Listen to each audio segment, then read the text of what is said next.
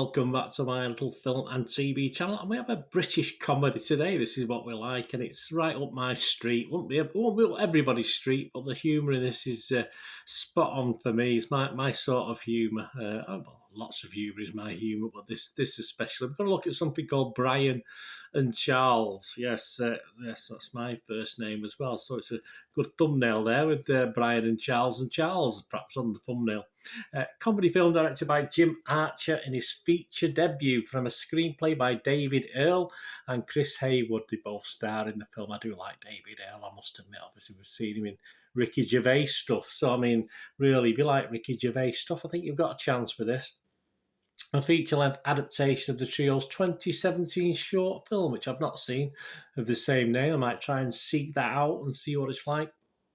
It's released in the United States on the 17th of June and only in the UK on the 8th of July. So, strangely enough, it's the Americans who don't like it that much because I don't think they quite understand it. It is an acquired taste, I think, this sort of thing. The public, well, Rotten Tomatoes audience, 3.8 out of 5. That's not bad, is it? 7.6 out of 10. I'll take that. Internet Movie Database, not quite as high, but still 6.7 out of 10, which is okay for a comedy. That's fine. 949 scores been left. 629 people scored between 6 and 9, and just 143 scored between 2 and 5. So overall, an 81% positivity, which is very, very good. And what's it about? Well, watch the trailer and you get a gist of it, that's for sure. I think if you watch the trailer, you get a gist of whether you'll like it or not as well. If you don't like the trailer, just don't watch it, but more on that later. Brian and Charles follows Brian, a lonely inventor in rural Wales, who spends his days building quirky, unconventional contraptions that seldom work. Undeterred by his lack of success, Brian attempts his biggest project yet. 3 days, a washing machine, and various spare parts later, he's invented Charles, an artificially intelligent robot who learns English from a dictionary and has an obsession with cabbages. I think Brian does as well. What follows is a humorous and entirely heartwarming story, this is their words, not mine, about friendship, family, finding love and letting go. It stars David Earl as Brian, Chris Haywood as Charles Petrescu, I'm Charles Petrescu, Louise Breasley as Hazel, and Jamie Meachie as Eddie. The critics, what about the critics? Yeah, well, 83% of 86 critics on Rotten Tomatoes are positive, and it's getting an average rate of 6.9 out of 10, so we'll take that. That's a good score for Rotten Tomatoes, for a British comedy. 71 fresh and 15 rotten. The consensus of the website says Brian and Charles may test the patience of quirk-resistant viewers. Yeah, it will do. But the innate charm of the odd couple comedy is easy to compute. It certainly is.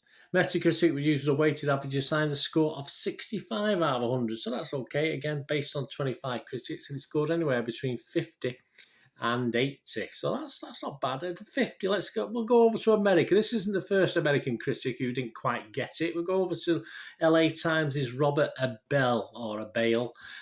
50 out of 100. He said, even as the low-key mockumentary Brian and Charles impressively scales down a sci-fi concept to fable size, it neither does much to maintain its oddness nor finds that right mix of comedy and pathos to have much impact. I totally disagree with Robert there. I thought it does struggle occasionally, as it would do as a short story stretched out to 90 minutes. So it does occasionally struggle.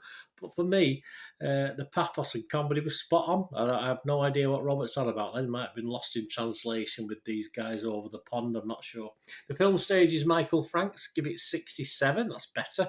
Brian and Charles didn't need to be a feature. It could have continued to peacefully and joyfully exist as a short. And its material stretches the story thin, it probably does, as a sheet in this extended form. But the charm and fun of its story outweighs the scrawny narrative. Again, I'm not seeing the short, but yeah, I can't disagree with much of what's said there. And Slash Films' Ethan Anderson gave it 80. He liked it. An endlessly charming, funny, and delightfully lo-fi British comedy. Yes, it's the typical quirky sense of humour stuff, guys. Mark Commode from The Observer. The result has homemade charm to spare, proving delightfully ridiculous but also poignant. Absolutely, mate. I'm spot on with that one. Kevin Mayer from The Times. A witty and eccentric series of events that in any other iteration would have been pruned by a Hollywood script doctor, God forbid.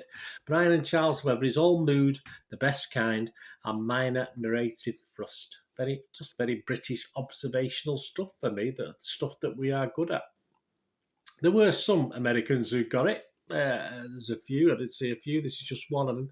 Randy Myers from San Jose Mercury News said, one of the most unexpected heartwarmers of the summer. Well done, mate, for you sussing it out. But I'll give you a couple. I'll give you a couple of rottens, a couple of guys who didn't get it.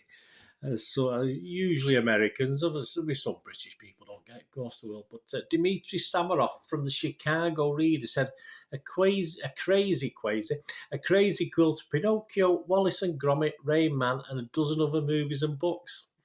And this is a film that can't settle on a tone or approach. Well, I think it did settle on a tone and approach. It was just a mishmash of everything. It was very funny. Dimitri, I don't know what you're talking about, mate.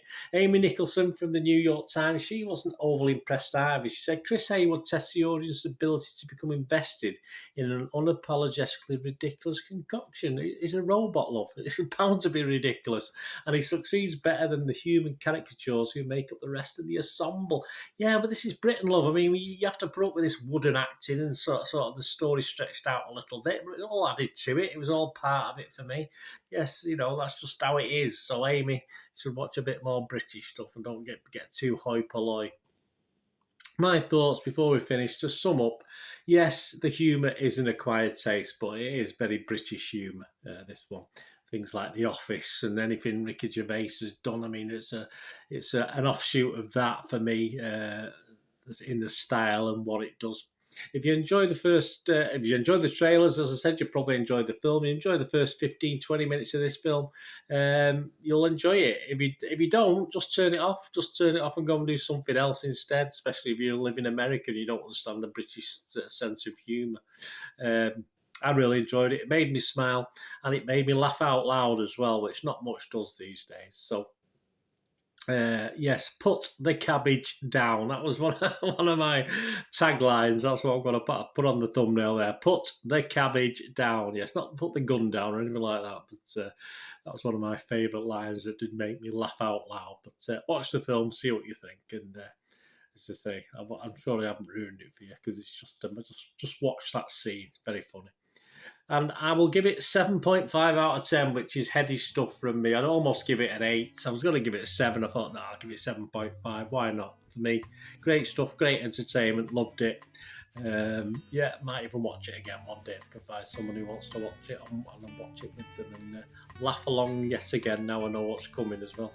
Thanks for watching, guys. Please, until we meet again, stay safe, everyone. Bye for now.